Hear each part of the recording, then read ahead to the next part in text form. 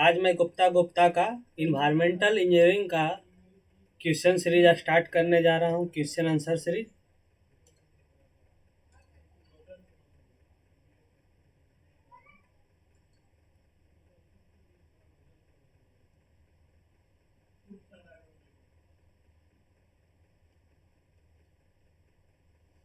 First question क्या कह रहा है आपका? जो पहला क्वेश्चन है वो कह रहा है the consumption of water increase with increase in distribution pressure. अगर आप डिस्ट्रीब्यूशन सिस्टम के पाइप का अगर प्रेशर बढ़ा देते हो तो क्या होगा? अगर लीकेज वगैरह रहा तो क्या होगा? आपका जो ज़्यादा पानी लीक होगा, या तो आप कहीं पे आप नल लगाते हो, तो नल लगाते हो तो खोलते हो तो ज़्यादा पानी गिरेगा तो ज़्यादा लॉसेस होगा। तो रीजन में क्या है? Distribution pressure comes more, losses of the water will be more. Same हो गया। बोथ स्टेटमेंट आर करेक्ट और एक्सप्लेनेशन भी सही है, तो option A is the correct. Second number question. Second number question क्या कह रहा है? द पर capita consumption of locally affected by. आपका जो पर कैपिटा जो वाटर डिमांड है लोकली किस किस से इफेक्ट होता है? कौन कौन सा फैक्टर है जो आपका जो इफेक्ट करता है? क्लाइमेट भी, क्लाइमेट फैक्टर है जो इफेक्ट करता है। क्योंकि अगर आपका क्लाइमेट कंडीशन वार्म है, गर्म है, वार्म है, वार्म है तो क्या होगा? आप ज़्यादा पानी यूज करोगे। अगर कोल्ड सीजन में, ठंडे के दिन में आप क्या करते हो? कम पानी यूज करते हो। अगर क्वालिटी ऑफ द वाटर अच्छा है तो आप ज़्यादा ज़्यादा यूज करोगे। डिस्ट्रीब्यूशन पार प्रेशर अगर ज़्यादा है तो आप ज़्यादा लॉस होगा, ज़्यादा वाटर का लॉस होगा तो ज़्यादा कंजम्पशन आएगा। ऑल आर द करेक्ट हो जाएगा। एक दो तीन all are statement are correct. Next question, third number. Which one of the following cause decrease per capita consumption. अगर पर कैपिटा कंजम्पशन कैसे डिक्रीज हो सकता है? जब आप पैसा ज़्यादा लेने लगेगा, मीटरिंग सिस्टम कर दोगे, तो जितना लीटर पानी खर्च करेगा उसके हिसाब से पे करेगा, तो लोग कम खर्च करेंगे, आपका कंजम्पशन घटा सकते हो। Hourly variation factor usually taken है। आपका जो आवरली वेरिएशन फैक्टर होता है वो 1.5 होता है, अब 1.8 होता है जो डेली वेरिएशन फैक्टर होता है। आप याद मान कर लेना। अब hourly variation factor is taken as 1.5 and daily variation factor is taken as 1.8। सही है। नेक्स्ट क्वेश्चन, 5 नंबर क्या कह रहा है? Average daily consumption of city 1 lakh meter cube. The maximum daily consumption on peak hourly demand. तो peak hourly demand हो equal to हो जाता है 2.7 into average daily consumption of the water. तो 2.7 से मल्टीप्लाई कर दो तो ये हो जाएगा पीक, जो maximum daily consumption on peak hourly demand क्या हो जाता है? 1.7 इंटू एवरेज डेली डिमांड। तो आपका ये ऑप्शन इधर राइट हो जाएगा। 2.7 से मल्टीप्लाई कर देना है पीक निकालने के लिए। Next question, distribution main are design for. अगर आप डिस्ट्रीब्यूशन मेन कर रहे हो डिजाइन, तो उसके लिए क्या करोगे? मैक्सिमम आवरली डिमांड और maximum day. Maximum hourly demand और मैक्सिमम डे, उसके लिए आप डिजाइन करोगे डिस्ट्रीब्यूशन मेन का। डिस्ट्रीब्यूशन मेन का जो डिजाइन करते हो वो क्या करते हो? मैक्सिमम आवरली डिमांड और maximum day. Distribution main should be design for maximum hourly demand और मैक्सिमम डे। और किसके लिए डिजाइन करते हो? कोई इंसिडेंटियल ड्राफ्ट और fire demand, which ever is more. इसमें और इसमें आपका जो ग्रेटर होगा उसके लिए डिजाइन कर देंगे, तो आपका जो ऑप्शन दिया उसके हिसाब से ये हो जाएगा। D option is correct. Next question, 7 number. Compare the geometrical increase method forecasting of a population। Arithmetical increase method give क्या देगा? A arithmetical increase method is basically an arithmetical mean. वो क्या होता है? कम होता है ज्योमेट्रिकल मीन से। तो क्या हो जाएगा? Arithmetical mean method lesser value देगा as compare to geometrical increase method. Next one, the population of town in 3 consecutive year. दिया हुआ है 5,000, 7,000, 8,400 respectively. The population of the 4th consecutive year कितना हो जाएगा इस पर? Geometrical increase method. आप फार्मूले सीधे सीधे लगा लो। पहले इसमें क्या करोगे, आपका जो परसेंटेज ग्रोथ है वो निकालना पड़ेगा। तो आप इसमें इसमें घटाओगे तो कितना ग्रोथ किया, 2000। 8400 में 7000 घटाओगे तो 1400 ग्रोथ किया है। अब इसका परसेंटेज निकालना होगा तो 2000/500 से निकल जाएगा, और यहाँ से 1400 डिवाइडेड बाई 7000, यहाँ से 20% इसका निकल जाएगा ग्रोथ। तो अर्थमेटिक मीन से कर लेंगे आप, ये दोनों का एवरेज निकाल लेंगे और डिवाइडेड बाई 2 कर देंगे, एवरेज निकालेंगे तो वही आएगा, 0.3 आ जाएगा। तो population as per geometric increase method, जो इनिशियल था, जो आपका जो जो ए है, जो लास्ट डिकेट का है, उसमें क्या करोगे, 1 + r के पावर n, अगला के लिए पूछ रहा था पावर 1 हो जाएगा, तो आपका सॉल्व करके 1 हो जाएगा। या तो बेसिक मेथड ये है आपका, जो आप जो आर निकाल रहे हो, दो दो का एवरेज कर रहे हो, ऐसे भी कर सकते हो, √r1 × r2 करके यहाँ से निकाल सकते हो, यहाँ से आएगा जो 2.28 आएगा। तो यहाँ से आप कर सकते हो सॉल्व, फिर वही फार्मूला लगा के आपका जो हो जाएगा नेक्स्ट डिकेट का, जो हो जाएगा आपका पॉपुलेशन, वो क्या हो जाएगा, जो लास्ट डिकेट का पॉपुलेशन था इंटू 1 + r के पावर, जिस ईयर के लिए निकालना होगा, जितने नेक्स्ट डिकेट का या जो नेक्स्ट ईयर का जो भी हो, यहाँ से सॉल्व करके बना सकते हो।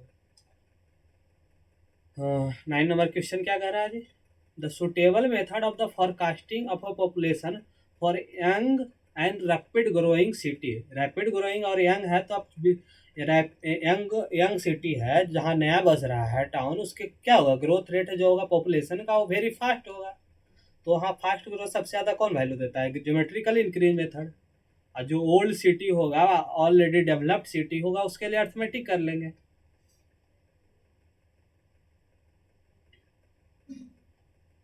Next number 10 number question, dispersion in water table in well during the pumping will be maximum. कब होगा, कहाँ पे होगा आपका, जो अगर कोई ट्यूबवेल है, ट्यूबवेल ऐसा होगा कुछ, तो वहाँ से आप जब पंप से वाटर निकालोगे क्यू डिस्चार्ज से, तो उसका जो प्रोफाइल शेप होगा वाटर टेबल का कुछ ऐसे बनेगा पंप से। तो आपका जो डेप्रिसिएशन है, जो डेल्टा एस डरा डाउन हो रहा है, वो मैक्सिमम कहाँ हो रहा है, पंप के नज़दीक हो रहा है, या तो पंप में ही बोल सकते हो, तो पंप में तो ऑप्शन में नहीं है, तो क्लोज टू बेल हो जाएगा आपका। नेक्स्ट क्वेश्चन क्या है, 11 number, a device which install for drawing water from the source is called. Source water मतलब कि सोर्स से निकालने के लिए, रिवर वगैरह से वाटर निकालने के लिए कौन सा प्लांट अति बैठाते हो, कौन सा डिवाइस इंस्टॉल करते हो, इनटेक स्ट्रक्चर बनाते हैं हम। इनटेक स्ट्रक्चर साइड में बना देते हैं, वहाँ से जब वाटर सेटल हो जाता है, जो इसमें जो वाटर रिवर में टर्बाइड वाटर चल रहा था, इसमें इंटर करवा लेते हैं, इसमें सेटलिंग होने देते हैं, ताकि इनफिल्ट्रेशन इनटेक स्ट्रक्चर बनाते हैं। तो क्या होता है इसमें, क्या होता है, रिवर का वाटर है जो डिस्टर्बेंस नहीं क्रिएट करता है, स्थिर हो जाता है, तो यह क्या होगा, इसमें जो सेडिमेंट होगा डिपॉजिट हो जाएंगे, उसके बाद हम इसका खींच लेंगे पानी पंप और फर्दर ट्रीटमेंट के लिए। आप क्या बनाओगे, सोर्स में इनटेक स्ट्रक्चर बनाओगे। एक बार next one, the simple one, type of valve provide on suction pipe of the tubewell। Suction pipe of the tubewell में जब ट्यूबवेल बनाते हो तो यहाँ पे क्या होता है, एक सक्शन पाइप होता है, सक्शन पाइप होता है, यहाँ से जाता है, बट इधर रिटर्न होने का, जब वाटर यहाँ से पंप बंद कर दोगे, पंप का डिस्चार्ज बंद कर दोगे, तो ये नीचे नहीं गिरने देता है ये वाल्व। तो ये क्या हो गया, रिफ्लक्स वाल्व। इसी को रिफ्लक्स वाल्व बोल देते हैं, नॉन रिटर्निंग वाल्व या चेक वाल्व बोल देते हैं। इसी का यूनिडायरेक्शनल फ्लो करवाता है, क्योंकि ये इस पानी को नहीं गिरने देता है नीचे में। Next question,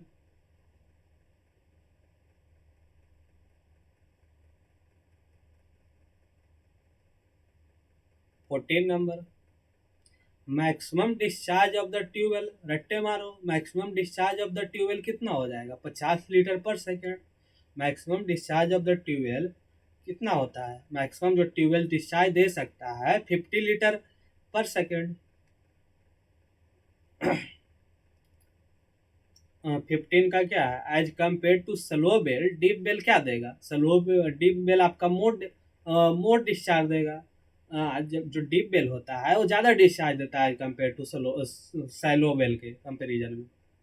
16 number question, ground water usually free from, ground water है जो फ्री फ्रॉम क्या होता है, सस्पेंडेड इम्प्योरिटी से भी फ्री होता है, सस्पेंडेड इम्प्योरिटी से फ्री होता है कि उसमें ऑलरेडी आप वाटर निकालते हो तो उसमें सस्पेंडेड इम्प्योरिटी होता है, नहीं होता है।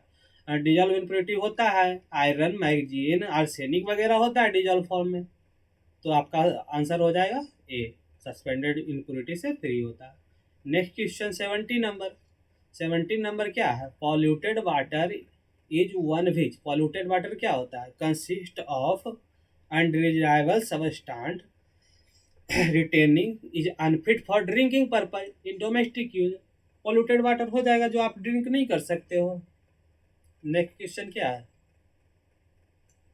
18 number, which one of the following not a water borne disease, water borne disease आपका कौन सा नहीं है, मलेरिया, मलेरिया आपका मच्छर काटने से होता है। कॉलरा डिसेंट्री टाइफाइड किससे होता है, गंदे पानी पीने से। Next one, most common cause of acidity in water, आपका एसिडिटी कौन कराता है, एसिडिटी आपका कार्बन डाइऑक्साइड जब वाटर में बढ़ जाएगा तो उसका पीएच वैल्यू क्या होगा, पीएच वैल्यू डिक्रीज कर जाएगा। Next one, the phenolic compound in public water supply should be not more than, phenolic compound है जो आपका पब्लिक वाटर सप्लाई सिस्टम में कितना से ज़्यादा नहीं होना चाहिए, फिनोलिक वाटर कंपाउंड है जो 0.001 ppm से ज़्यादा नहीं होना चाहिए। क्या कह रहा है, phenolic compound in public water supply should not be more than 0.001 ppm से ज़्यादा नहीं होना चाहिए। Next one, the maximum permissible limit of fluoride in drinking water, maximum permissible limit क्या है ड्रिंकिंग वाटर का, 1.5, अगर इससे ज़्यादा होता है तो क्या होता है आपका मॉल्टेन ऑफ द तित होने लगता है, तित का क्या होने लगता है, मॉल्टेन होने लगता है। Next one, standard standard EDTA method जो है solution use to determine, EDTA method से क्या करते हैं, मोहर मेथड है of the determination of the hardness, EDTA method से क्या करते हो, स्टैंडर्ड जो ईडीटीए है सॉल्यूशन किसके यूज के लिए डिटरमाइन करने के लिए यूज करते हो, हार्डनेस, इंडिकेटर हार्डनेस में डिटर्मिनेशन में ईबीटी, ईबीटी आप ईबीटी किस क्या करते हो, एज ए इंडिकेटर यूज करते हो हार्डनेस डिटर्मिनेशन में। Next one, indicator use to determine the hardness EBT, eriochrome T, black T. Next one, if the coliform bacteria present in sample of water then coliform test to be conduct, आप कौन सा, अगर आपका coliform bacteria आपके water में है तो आप कौन सा टेस्ट परफॉर्म करोगे, presumptive coliform test, that is the right one, and continue coliform test, this is also right, and complete coliform test is also on the right, all of the correct. आपका coliform bacteria अगर water में present है तो test to be conducted is presumptive coliform test, continued coliform test, complete coliform test, all are क्या करेंगे, all test करेंगे अगर आप कॉलीफॉर्म बैक्टीरिया आपके वाटर में है तो। Next one 24, alkalinity in the water access as the milligram per litre in term of equivalent, किसके क्रम में मेजर करते हो alkalinity, as a CaCO3 major करते हो, इस टर्म में कन्वर्ट करके आप निकालते हो, कैल्शियम कार्बोनेट के टर्म में निकालते हो, अगर कुछ भी दिया हो एक टर्म में उसको कन्वर्ट करके आप निकालना होगा तो स्टैंडर्ड किसके बनाया गया, कैल्शियम कार्बोनेट को स्टैंडर्ड बनाया गया है। Next one, product of H+ OH- in strong alkyl, alkyl है तो स्ट्रॉन्ग एल्काइल आपका प्रोडक्ट ऑफ H+ और OH- का जो प्रोडक्ट है वो क्या हो जाएगा, 10⁻⁻14 हो जाएगा, 10⁻⁻14 हो जाएगा, ये आप बचपन में ही पढ़ चुके होंगे। 26 का क्या है, विच one of the following value of pH represent strong acid, जिसका पीएच कम होगा वो ज़्यादा स्ट्रॉन्ग एसिड होगा। ये तो बच्चा वाला क्वेश्चन हो गया। अगर 7 से कम है तो एसिडिक होगा, 7 से ज़्यादा है तो अल्कलाइन होगा, जितना कम है वो जितना एसिडिक होगा। 27 number question, turbidity is the major on, turbidity आपको किस पे मेजर करते हो, स्टैंडर्ड सिलिका स्केल पे। टर्बिडिटी आप किस पे मेजर करते हो, स्टैंडर्ड सिलिका स्केल पे। आपसे सिलिका स्केल बनाने के लिए क्या करते हो, सिलिका के ऑक्साइड को क्या करते हो, SiO2 को सिलिका के ऑक्साइड का 1 मिलीग्राम क्या करते हो आप लेते हो, उसको क्या करते हो 1 लीटर ऑफ डिस्टिल वाटर में मिलाते हो, उसको आप क्या करते हो क्या कहते हो, अगर उतना टर्बिडिटी है तो वो क्या होगा 1 STU के बराबर है, standard turbidity unit. Silica turbidity unit हो जाएगा, सिलिका टर्बिडिटी अगर 1 मिलीग्राम है तो उसके बराबर अगर मैच कर गया है टर्बिडिटी तो 1 सिलिका टर्बिडिटी यूनिट हो जाएगा। अगर 2 यूनिट सिलिका मिलाने पर 1 लीटर वाटर में अगर सेम मैच करता है तो 2 सिलिका टर्बिडिटी यूनिट हो जाएगा। सेम 1 टर्बिडिटी को सिलिका स्केल पे मापते हैं। Next one, standard silica scale the turbidity in drinking water should be limited to, silica scale पे टर्बिडिटी का जो ड्रिंकिंग वाटर के लिए जो लिमिट किया गया है 10 ppm, 10 ppm इधर फिक्स किया गया है। Next one, residual chlorine in water is determine by, अब रेसिडुअल क्लोरीन किस किस से मेजर करोगे, ऑर्थोडायलिन टेस्ट और starch iodide test, orthotolidine test और स्टार्च आयोडा टेस्ट बोथ से मेजर कर लेंगे। Chlorine residual chlorine are measure by orthotolidine test और arsenite orthotolidine test, DDP test भी एक इंक्लूड है, स्टार्च आयोडा टेस्ट से भी करते हैं, ये भी 1 आप रख लेना DDP test. Next one, orthotolidine test are use for determination of residual chlorine. Next one,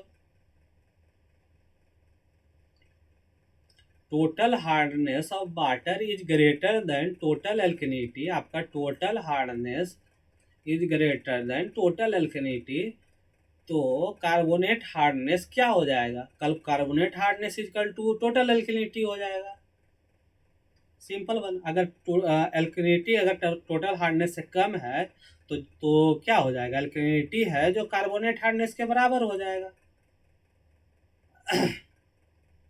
और यहाँ से अगर नॉन कार्बोनेट हार्डनेस निकालने के लिए बोल रहा है, नॉन कार्बोनेट हार्डनेस, तो आप क्या करोगे, टोटल हार्डनेस को माइनस कर लोगे किससे, एल्कनिटी से, क्योंकि एल्कनिटी ही तो आपका क्या है कार्बोनेट हार्डनेस। इस केस के लिए टोटल हार्डनेस अगर ग्रेटर देन एल्कनिटी हो रहा है तो एल्कनिटी बराबर हो जाएगा carbonate hardness. Simple one. Next one, amount of residual chlorine left in public water supply for safety against pathogenic bacteria, residual chlorine आपको कितना वाटर में छोड़ देना चाहिए डिसइंफेक्शन के बाद, 0.0 to 0.5 ppm, 0.05 to 0.5 ppm तक रेसिडुअल क्लोरीन छोड़ देना चाहिए। Next one, 33 number question, dissolved oxygen level in natural unpolluted waters at normal temperature to be, order of कितना हो जाएगा 10 मिलीग्राम पर लीटर। जो मतलब कि जो डिजॉल्व ऑक्सीजन होता है अनपॉल्यूटेड वाटर में वो आपका 10 ppm होता है, लगभग ऐसे 9.2 बोलता है, अब तो अप्रॉक्सीमेटली 10 हो गया। 34, the velocity of flow of water in sedimentation tank में कितना हो जाता है velocity of the flow, 15 to 13 centimetre पर मिनट, आप ये याद रखना सेंटीमीटर पर मिनट, 15 से 30 सेंटीमीटर पर मिनट में याद रखना, पर मिनट में होता है, MIN minute. Next one 35 the length of rectangular sedimentation tank should not be more than. आपका सेडिमेंटेशन टैंक का जो L/B रेशियो था कितना था, 4 था, तो 4B से ज़्यादा नहीं होना चाहिए। लेंथ बाई विथ का रेशियो क्या था, नॉट ग्रेटर देन 4, तब विथ कितना होना चाहिए, लेंथ कितना, 4B से ज़्यादा नहीं होना चाहिए। Next question the overflow rate of plain sedimentation taken about. Plain sedimentation tank का ओवरफ्लो रेट कितना होना चाहिए, आपका हो जाएगा 500 से 750 litre hour per metre square. ये सब डायमेंशन भी आपको याद रखना होगा, litre hour per metre square. Overflow rate of the plain sedimentation tank आपका कितना हो जाएगा, 500 से 750 कितना litre hour per metre square. अब उसको डिफरेंट डिफरेंट यूनिट में देख सकते हो, 12,000 to 18,000 लीटर पर डे पर मीटर स्क्वायर। डे में याद रखना चाहते हो तो ये हो गया आपका, आवर में ये हो जाएगा litre hour per metre square, 500 से 750। ये क्या हो गया, सेडिमेंटेशन टैंक का ओवरफ्लो रेट हो गया। अगर आपका विथ, ये प्लेन सेडिमेंटेशन का हो गया, अगर आपका कुछ सेडिमेंटेशन विथ द कोगुलेशन बोल रहा है तो उसका जो ओवरफ्लो रेट हो जाएगा 1000 से 1250 litre hour per metre square, litre hour per metre square 1000 से। और सेडिमेंटेशन विथ कोगुलेशन कर रहा है तो ओवरफ्लो रेट बढ़ा सकते हो आप, क्योंकि इसमें पार्टिकल का सेटलिंग स्पीड बढ़ जाएगा, तो जल्दी जल्दी पार्टिकल सेटल होने लगेंगे तो आप ओवरफ्लो रेट बढ़ा सकते हो। तो ये प्लेन सेडिमेंटेशन के लिए 500 से 750, और आपका कोगुलेशन अगर साथ में करते हैं तो 1000 से 1250 तक कर सकते हैं। 37 number question percentage of the bacteria load that remove from the water by the process of the plain sedimentation about. आप प्लेन सेडिमेंटेशन में बैक्टीरिया कितना रिमूव कर सकते हो, 75% तक। Percentage of the bacteria load removal कितना कर सकते हो, अप टू 75%। और आप plain sedimentation taken to remove 60% of the suspended matter. Plain sedimentation में 60% ऑफ द सस्पेंडेड मैटर को रिमूव कर सकते हो, 75% बैक्टीरिया लोड को रिमूव कर सकते हो। Next one settling velocity of the particle in sedimentation tank depend upon किस पे करेगा, सरफेस एरिया पे अपने टैंक पे करेगा, क्योंकि डेप्थ पे तो कोई मतलब नहीं बनता है। आप सेटलिंग वेलोसिटी का जो फार्मूला होता है VS इजिकल टू G-1 यहाँ से रो और GD स्क्वायर बाई 18 म्यू। तो आप देख लो इसमें डेप्थ ऑफ द टैंक कहीं आ रहा है, डी डेप्थ नहीं है, ये डाया ऑफ द पार्टिकल है इन द सेडिमेंट, जो सेटल होने वाला उस साइज का पार्टिकल का साइज डाया है, तो डेप्थ ऑफ द टैंक पे डिपेंड नहीं कर रहा है। और ये आपका both surface area of the tank depth of tank पे तो कर ही नहीं रहा है, तो किस पे डिपेंड कर रहा है, सरफेस एरिया पे। अगर सरफेस एरिया बढ़ा दोगे तो आपका क्या होगा, वो सेटलिंग छुट्टी ऑफ द पार्टिकल डिपेंड अपन हो गया। नेक्स्ट वन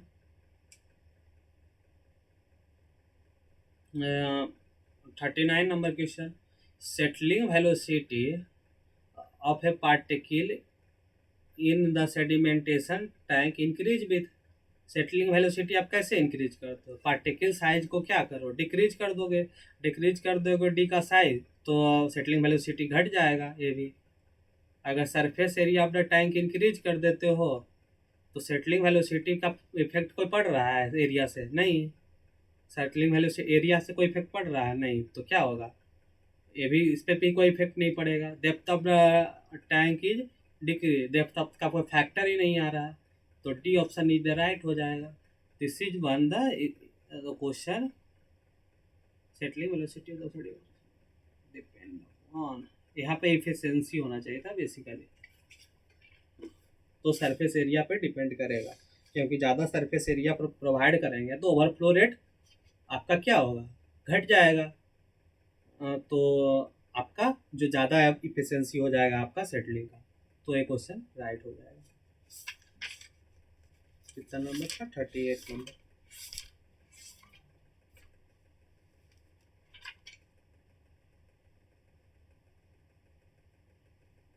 नेक्स्ट वन,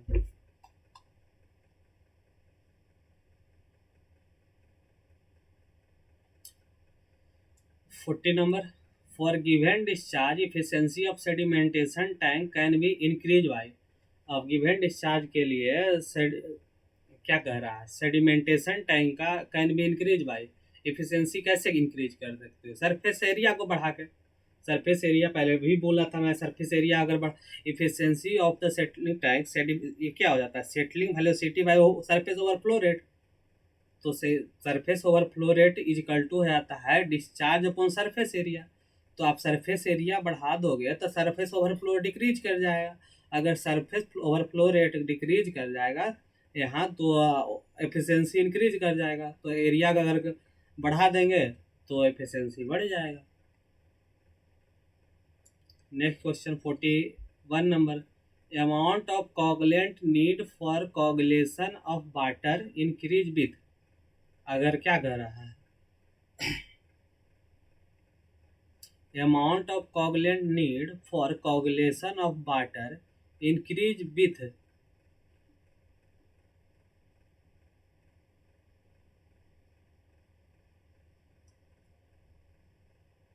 ये क्वेश्चन आपका गलत प्रिंट हो गया लगता है,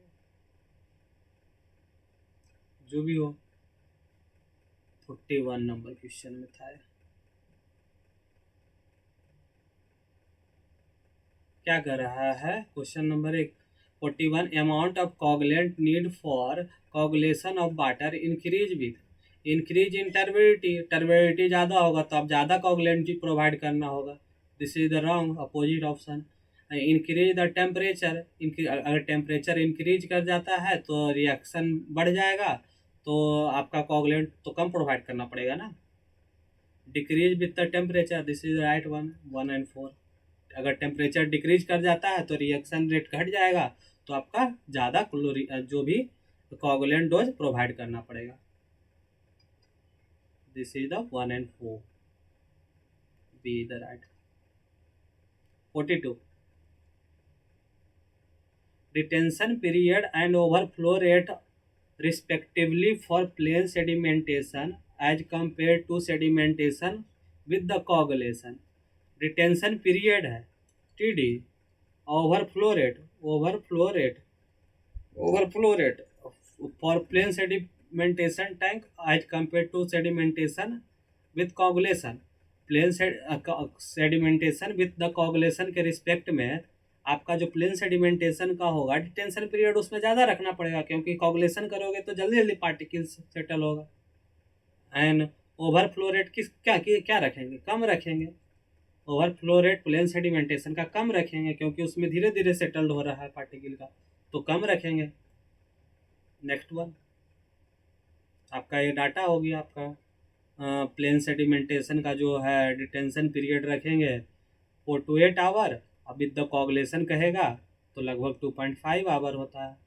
और ये आपका जो ओवरफ्लो रेट पहले भी पढ़ चुके हैं, प्लेन सेडिमेंटेशन के लिए 500 से 750 litre hour per metre square, और 1000 से 1200 कितना हो गया sedimentation with the coagulation. 43, alum as a coagulant is found to be an effective in pH range।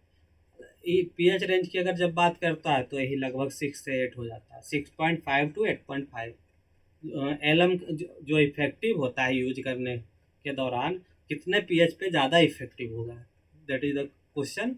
वो 6.5 से 8.5 के बीच में आपका जो एलम होता है मोर इफेक्टिव होता है एज ए कोगुलेंट। 44 नंबर पे question, detention period in the coagulation taken is usually kept as. Detention period in coagulation कितना हो जाएगा? कोगुलेशन का जो डिटेंशन पीरियड कितना पढ़े थे? 2 से 6 आवर। बेसिकली 2 कोगुलेशन रहता है तो डिटेंशन पीरियड 2.5 आवर लेते हैं, तो यही हो जाएगा अब मोस्ट अप्रोप्रिएट 2 से 6 आवर। यही दिया है, 2 to 3 to 4 आवर कहीं पे कुछ लिख देता है। प्लेन के लिए 4 to 8 आवर होगा प्लेन सेडिमेंटेशन के लिए। Next one, 45 alum when added as a coagulant in water, तो क्या होगा? एलम अगर आप ऐड करते हो, मैं डायरेक्ट इक्वेशन पे आता हूँ। अगर एलम एलम क्या होता है? Al2SO4 का होल 3 इंटू 14H2O। अब इसके रिएक्ट करने के लिए क्या चाहिए? एल्कनिटी चाहिए। तो एल्कनिटी के रूप में है, इसमें क्या ऐड किया गया है? कैल्शियम का बाइकार्बोनेट। और जो हमारा जो उसके बाद कोगुलेशन के बाद जो प्रोडक्ट बना है, एल्युमिनियम का हाइड्रोक्साइड बना है, कैल्शियम का सल्फेट बना है, वाटर बना है, कार्बन मोनोऑक्साइड बना है। जो एल्युमिनियम का हाइड्रोक्साइड बना है 2 मोल, ये क्या होता है? स्टिकी स्टिकी होता है, चिपचिपा होता है, जो एक दूसरे पार्टिकल को जोड़ने का काम करता है। तो ये क्या करेगा? एक दूसरे से पार्टिकल से जुड़ जुड़ के क्या होगा? एक बड़ा पार्टिकल बना लेगा और जो इजी से सेटल्ड हो जाएगा। और आपका जो कैल्शियम का सल्फेट है, जो वाटर में क्या करता है? कॉज परमानेंट हार्डनेस ऐड कर देता है, कॉपर का सल्फाइड।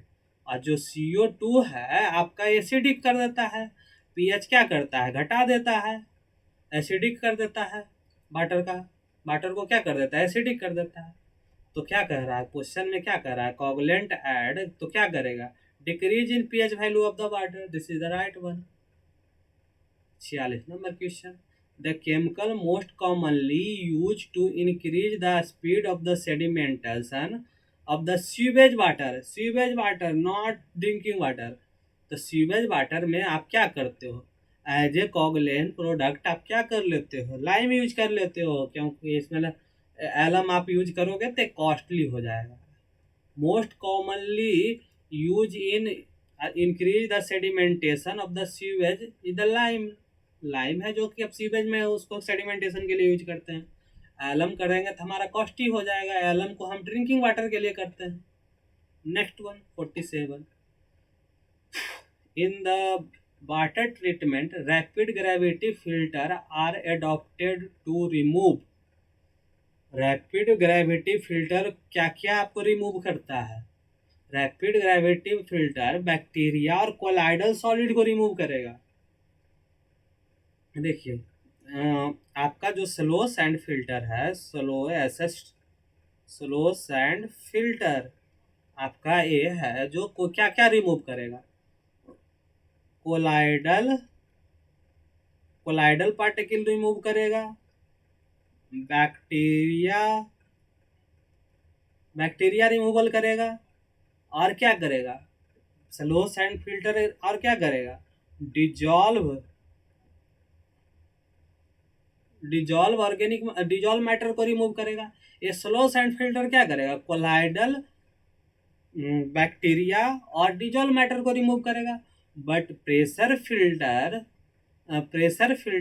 और रैपिड सैंड फिल्टर आपका क्या क्या रिमूव करेगा? सिर्फ कोलाइडल और बैक्टीरिया ही रिमूव करेगा। ये दोनों आपका डिजॉल्व सॉलिड नहीं करेगा। रैपिड सैंड फिल्टर और प्रेशर फिल्टर डिजॉल्व मैटर को नहीं करता, but slow sand filter colloidal को रिमूव भी कर देता है, बैक्टीरिया को भी रिमूव करता है, डिजॉल्व को भी रिमूव करता है। तो आपको पूछ क्या रहा है? रैपिड ग्रेविटी फिल्टर, तो रैपिड ग्रेविटी क्या क्या? बैक्टीरिया को हटाएगा और कोलाइडल को हटाएगा। 48 number question. The rate of the filtration of the slow sand filter, किस में लिखना है? मिलियन पर litre per day per hectare. आपका जो होता है स्लो सैंड फिल्टर का फिल्ट्रेशन रेट कितना हो जाता है? 50 to 60 million litre per day per hectare होता है। 50 टू 60 जो स्लो सैंड का फिल्ट्रेशन रेट होता है 50 to 60 million litre per day per hectare होता है। आप रट्टे मारो इसको।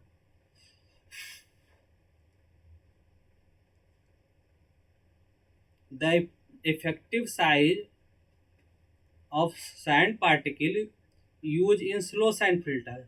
जो स्लो सैंड में है, effective size of the particle use कर रहे हैं वो कितना है? 0.25 टू 0.35। अगर स्लो सैंड बात करेगा, स्लो सैंड फिल्टर का ये होगा 0.25 टू 0.35। अगर रैपिड सैंड फिल्टर की बात करेगा, जो उसमें particle size of the sand use कर रहे हैं हम, 0.35 टू 0.6। ये आपका किसके लिए हो गया? रैपिड सैंड फिल्टर के लिए। Next question, as compare to rapid sand filter slow sand filter give क्या करेगा, क्या करा, रैपिड सैंड फिल्टर के कंपेयर में सैलो सैंड फिल्टर क्या देता है, स्लो सैंड फिल्टर का जो फिल्ट्रेशन रेट है वो कम होता है, this is the right one. Slow sand filter का फिल्ट्रेशन रेट जो होता है रैपिड सैंड फिल्टर के कंपेरिजन में कम होता है। Lesser the removal of bacteria, not. Slow sand filter का तो यही खासियत है, स्लो सैंड फिल्टर में क्या करता है, फिल्ट्रेशन रेट कम होता है क्योंकि उसका साइज ऑफ द पार्टिकल छोटे थे, पहले मैं देख चुका हूँ, 0.25 से 0.35 था। और रैपिड का कितना था, रैपिड सैंड फिल्टर का कितना था, 0.35 टू 0.6। इसका साइज पार्टिकल ज़्यादा था, इसके भी तो झुपहाट ज़्यादा होंगे तो ज़्यादा बड़े बड़े पार्टिकल भी पास हो जाएंगे, तो बैक्टीरिया रिमूवल इफिशियंसी जो है स्लो सैंड फिल्टर का ज़्यादा होता है। 1 and the 4 is the right one, C. Thank you for watching my lecture.